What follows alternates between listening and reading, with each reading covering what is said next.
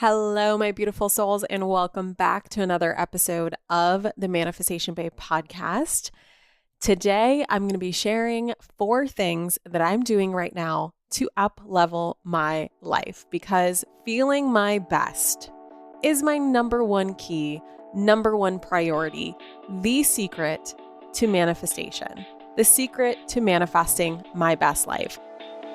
Welcome to the Manifestation Babe podcast. My name is Catherine Zinkina, and I'm a manifestation expert, master mindset coach, and multiple 7-figure entrepreneur. I'm obsessed with helping you achieve everything that you once thought was impossible. If you are looking to massively up-level your life, your finances, your relationships, your productivity and success, then you have come to the right place. My goal in this podcast is to help you see the infinite potential within yourself to be, do, and have anything that your heart desires.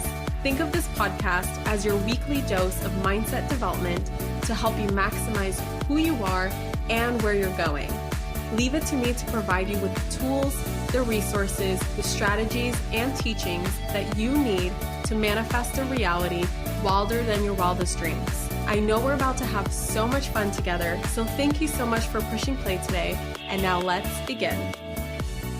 I've had a lot of time and spaciousness in my life lately before I gear up for launch season, which is coming up in May for Sovereign Money. And I have just been craving an opportunity where I can really just dive into places where I can maximize my life, right? Where I can look into what needs to be eliminated, what needs to be shifted, what needs to be refined, what I can add in to just live my best life. Like, I feel so grateful, so appreciative of where my life already is at. And I'm also that type of person who constantly asks herself, like, how can I make it even better? Because if life is just a game and we're here to play the game, why not play it at our best, right? So I just wanted to share 4 things that I've been prioritizing in the last month that have made such a profound difference in the way that I feel. And let me tell you, before you think that they've been super easy, they have not been super easy at all, but they have been so worth it. So before I share what those 4 things are, I just wanted to remind you that I have a free ebook that I wrote sharing the 14 principles, beliefs, and practices that have made me a millionaire and can make you one too, which you can download by heading over to the show notes or manifestationbabe.com/moneybook. So this is an ebook that I wrote over Christmas break. I'm super proud of it. It's really good shit. It's been shifting so many people's lives when it comes to their money mindset and how they see money and specific practices that they can put into place, specific beliefs that they can focus on, specific principles that can help you become a magnet to money and manifest more money with ease. So again, I'm going to drop that link in the show notes, as well as you can head over to manifestationbabe.com/moneybook. Okay, so what are these 4 things that I've been doing right now to up-level my life? Number 1, I have been a complete psychopath about my sleep. And I know it sounds so simple, like, oh my God, Catherine, but sleep, in my opinion, has been the key to my mental health. And not just sleep, not just a certain amount of hours of it, but really prioritizing the quality of it. So let me share with you how I have been making prioritizing 8 hours of really high quality sleep possible in my life. Now, I get it. Just so you know, I get that we all have different schedules. I have been living the newborn life, the baby life, the toddler life. Our toddlers, our children, life doesn't always let us get the best sleep possible. But some of the hacks that I've been implementing have given me an ability more of an opportunity to maximize as much sleep as possible. So even on those nights where my son does wake me up, or my dogs wake me up, or God knows who wakes me up, it has just allowed me to access much deeper layers or deeper levels of sleep. And I wear something called an Aura ring, which I'm obsessed with. It goes on my index finger. It's this gold ring. It's kind of a chunky ring, but I am so obsessed with it for tracking my steps, for tracking my sleep, for tracking my stress levels, for tracking my menstrual cycle. It's been such a game changer for me. So this is how I know that these things have been working for me. I'm in bed by 8:30 p.m. I know that's early for some people. I used to be one of those girls who I wouldn't find my way into bed until 11 p.m., be asleep by midnight, get up at 7 or 8 a.m. and think that I'm thriving in life. And I have just found that the earlier I go to bed and the earlier I wake up, the better I feel. And I am not a morning person. Let me tell you that. Waking up at 5, 6, 7 is the absolute earliest. And for the most part, on my best days, I would say 7 a.m. is a good wake up time. But if I'm going to bed earlier, I don't actually mind waking up at 6, especially when I have my 7 a.m. workouts. I have been loving waking up at 6 and going to a 7 a.m. Pilates class or a 7:30 weightlifting class that I've been signing up for. That's actually also been helping me with my sleep. So getting to bed at 8:30 has actually been really easy because by the time I'm done with work, by the time I'm done with my toddler, by the time he's in bed, the fact that I worked out that day, the fact that I got my 10,000 steps in that day, I am so exhausted, right? My muscles are fatigued. My brain is fatigued. I feel ready for bed. This is hard, but it's worth it. I'm telling you, I used to be the person who wouldn't put her phone down until 2 seconds before it was time to go to sleep. And I have learned how horrendous not only that is to our mental health, but just our physical health as well, where blasting blue light or just blasting a stimulus into our eyes, into our brains right before bed just isn't going to create the best quality of sleep. So I put my phone away. I don't use it for at least the last hour of my night. Ideally, this would be 2 hours or 90 minutes if I can handle it. But that's been a game changer. I switched out my bedside table, doesn't have a normal light bulb. I found this hack on the internet. Actually, I was listening to a podcast, a wellness podcast, and the guest mentioned how she switched out her bedroom lights to be red light bulbs, just red colored light bulbs that she bought on Amazon. I believe it was, if you're familiar with Detox by Rebecca, I believe she was the guest and she was the one that shared this tip. So I did that. I went on Amazon, I bought red light bulbs and I switched them out in my bedroom and basically inhibited any sort of artificial lights that would inhibit my natural melatonin production. I have learned how important it is for us to have a natural, normal cycle of melatonin production, to have a natural, normal circadian rhythm. I started to prioritize getting sunlight into my eyes first thing in the morning, and then only spending my evenings with that red light because now it's dark. There's no more sun. I don't want to mimic the sun in my room. So now it's dark and that red light is really key. I also have a blackout mask for my eyes because any sort of light triggers my ability to access deeper layers, or keep saying layers, but I think it's levels, deeper levels of sleep.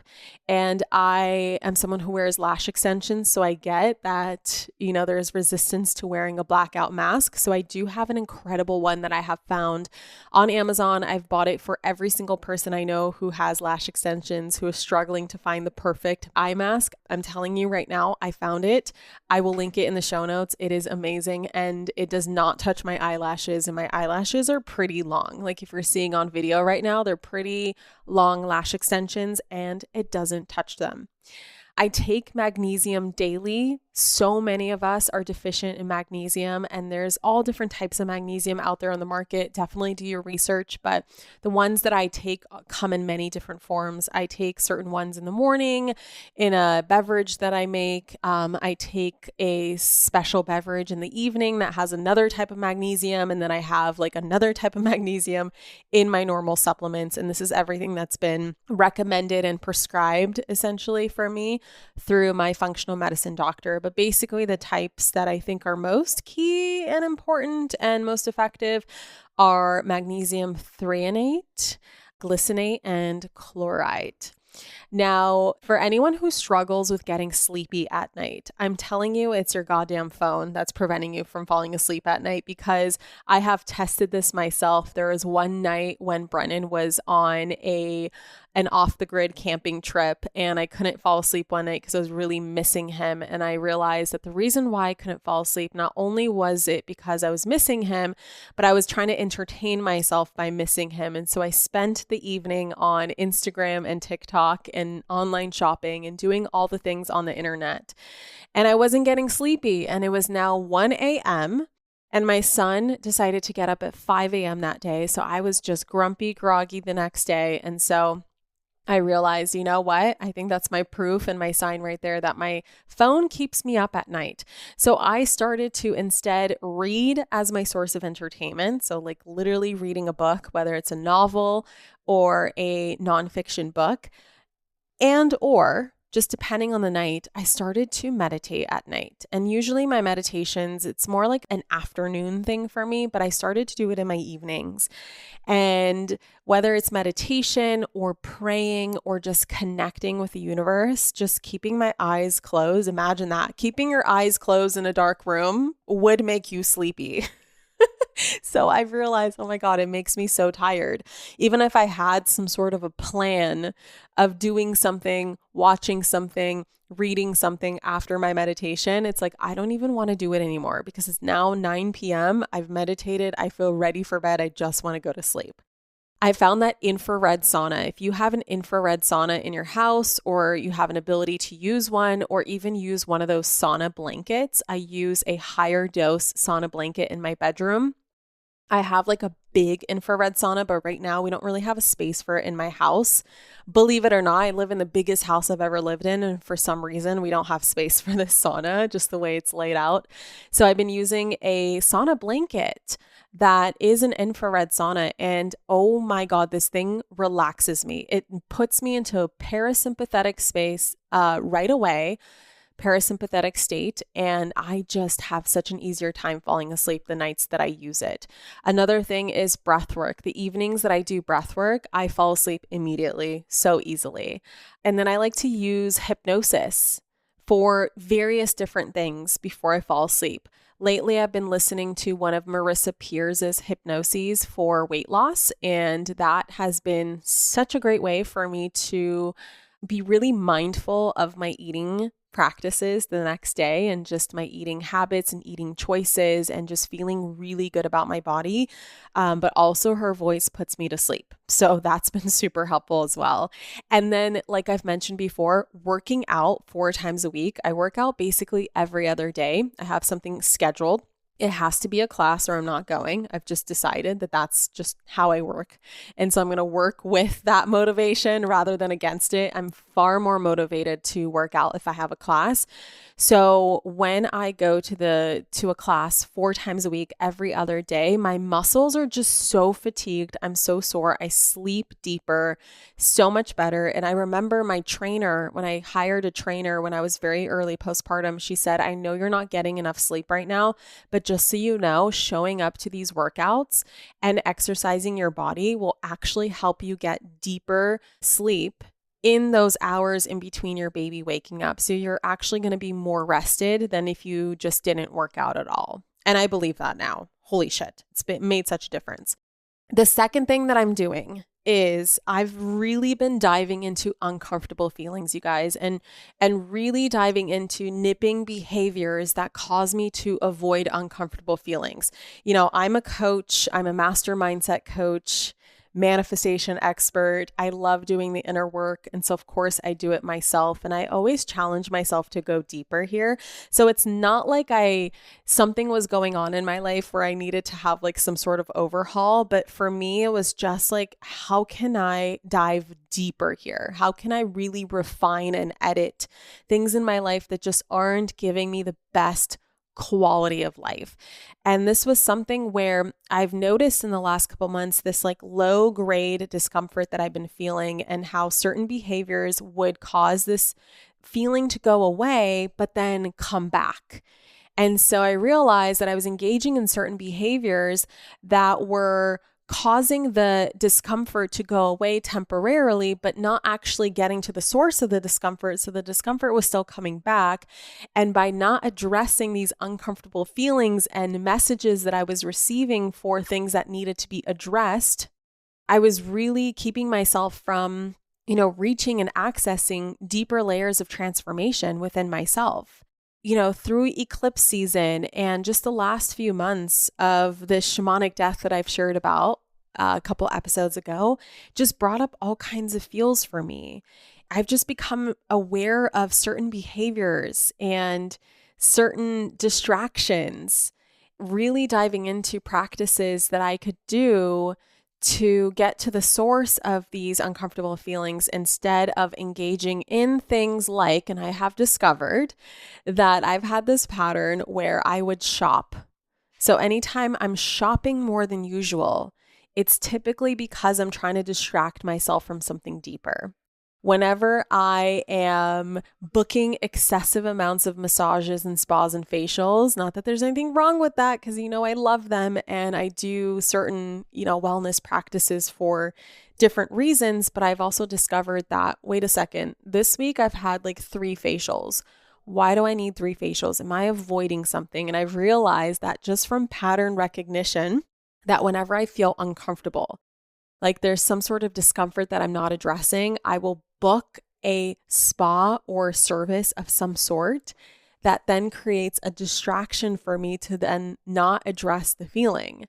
And then the feeling, of course, will go away because now I have something on my calendar. It's keeping me busy. It's filling things up. It's giving me something to do.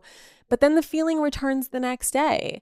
And I can keep doing these things that on the external are pacifying the behavior or the feeling, but not really getting rid of it, not really addressing it.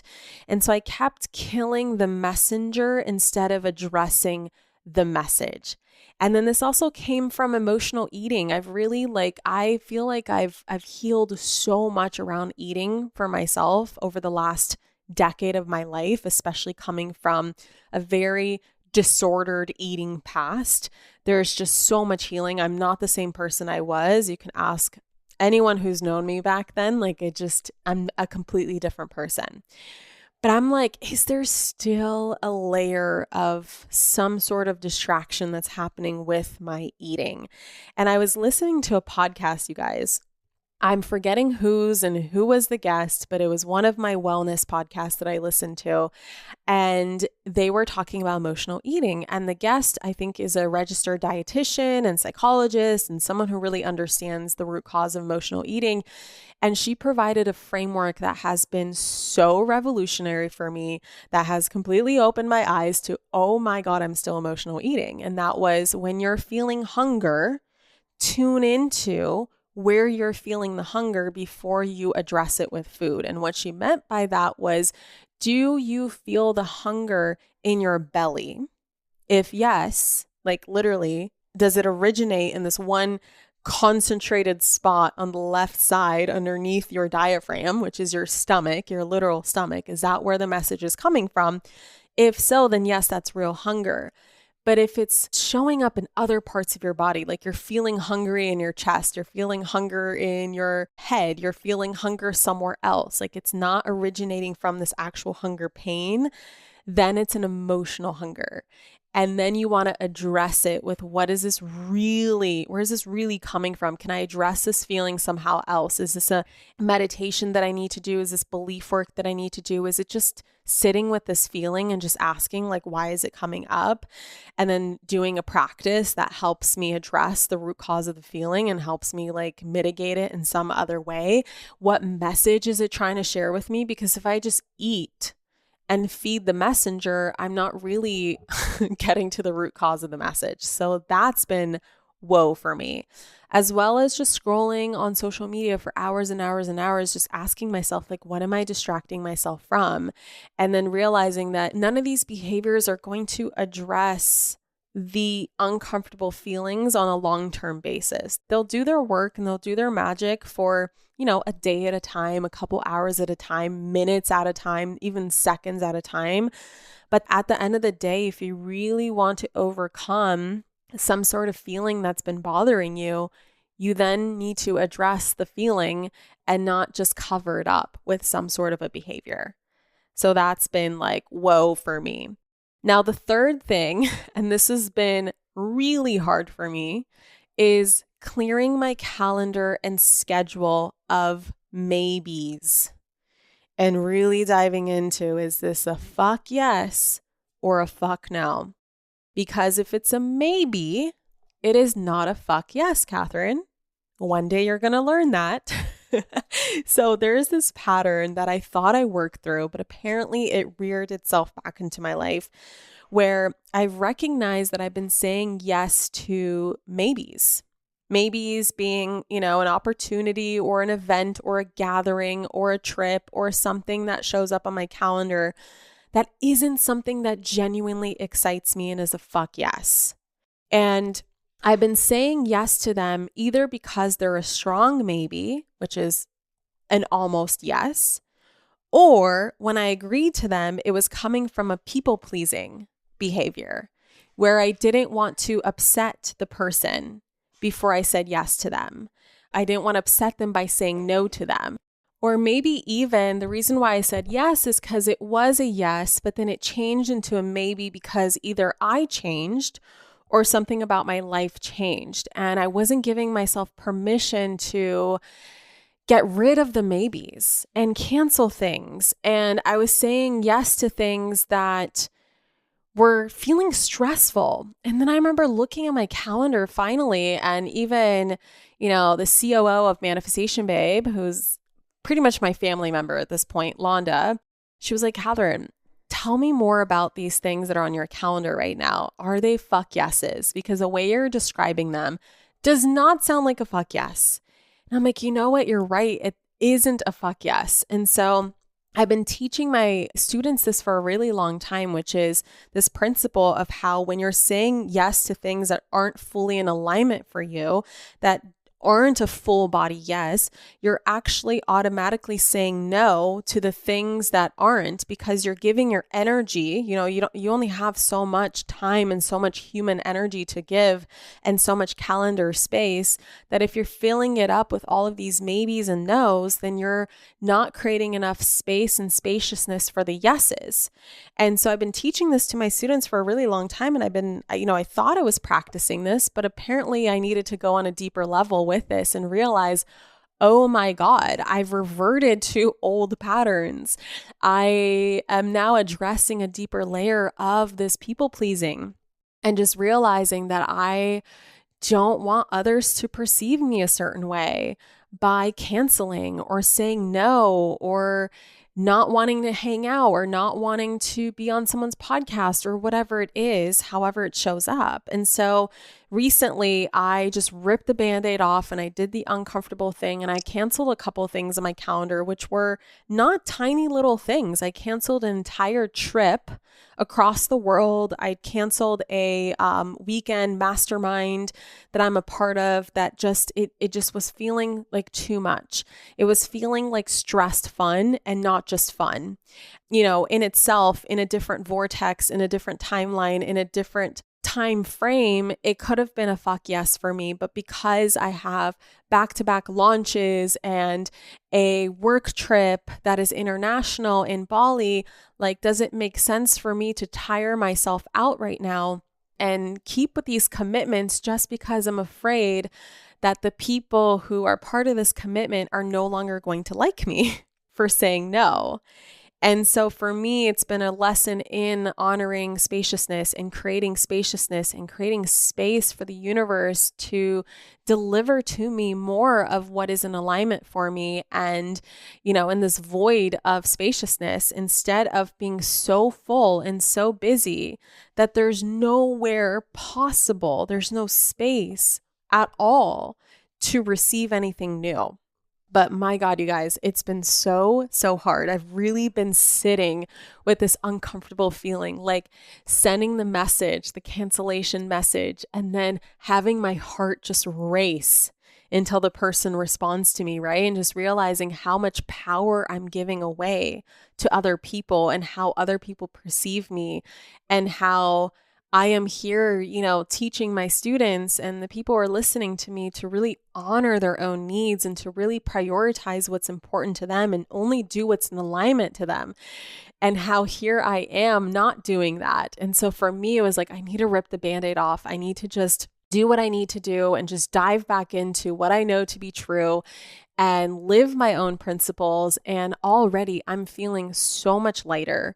I'm feeling so much better. I'm feeling so much more certain and so much more protective of my time, and just knowing that my time is precious. I have a son, I have a business, I have a husband, I have so much going on, and I don't need to fill up my calendar the same way that I used to be filling it up when I was single or not yet married or not yet had kids or not had a business. Like, there's all these different eras. And right now I'm in my working, building a business mom era. And I really want to prioritize my health right now and my family right now and my business right now. And it doesn't have to be social hour for me. And I don't have to be everywhere. And I don't have to be all over the place. I don't have to engage in this FOMO mindset, because where I am now, I've built my brand to such a degree where I don't have to say yes to everything. And I feel like I was still operating from this old version of myself that was still in this energy of build. Yes, yes, yes, yes, yes, yes, yes. Be everywhere at once. And instead now I'm like, hold on a second. I need to really act from not only the version of myself who has everything that she wants already and is already where she wants to go, but just even the version of myself that I am right now, the version of me that I am right now, I need to act like her, and she already gets to say no. I think everyone gets to say no, but just, applying this to my own life, like I'm in a place where I get to say no, and I really need to be selective with my time, selective with my calendar, selective with what I say yes to. And the fourth thing that has been up-leveling my life, I've already talked about, but I just want to talk about a little bit more, because it came from a place of me being really honest with myself, which is I've really been prioritizing working out, building muscle, strength training, and just moving my body. I've been signing up for Pilates classes. I've really been loving reformer Pilates classes. There's a gym in Scottsdale that has these really fun strength training classes called Body, BODI. And I've been taking their classes and just fucking loving it. I can't tell you guys how good I feel in my body right now just from committing myself to moving it in a fashion that builds strength and resilience and like core strength and flexibility. And yeah, I just feel so good. I've been prioritizing taking, 10,000 steps a day, which you always hear 10,000 steps. And I never really prioritized that. But then I realized, if I was being honest with myself, I was living a pretty sedentary lifestyle and then complaining about the way that my body looked.